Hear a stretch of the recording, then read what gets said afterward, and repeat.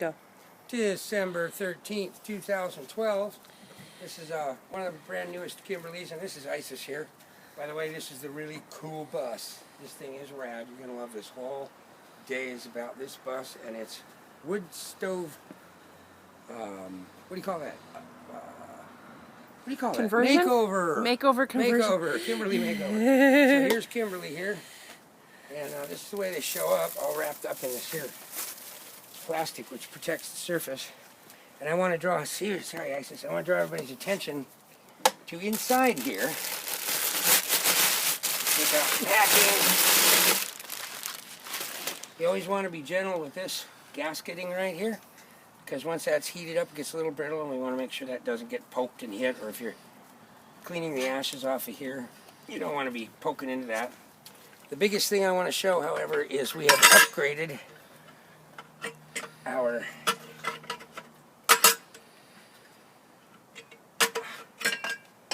ash pan and grate. Here, get a shot in downside in there. Okay, so this piece has to sit very firmly on top of those holes down there. And the reason why is our primary air inlets come up through these, there's these tabs, and right below them there's these pipes. And that's where the air inlet comes in for the primary.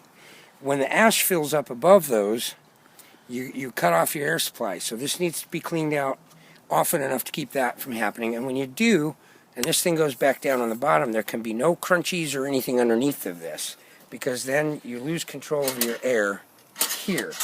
This opens the air all the way up, that closes the air all the way down, and we'll get more into that later. But when you're putting this back in, I always set it down in place, and I twist back and forth with some downward pressure. Sometimes I'll even take a hammer and just kind of tap it a little bit so that any crunchy stuff underneath of it's busted up and out of the way.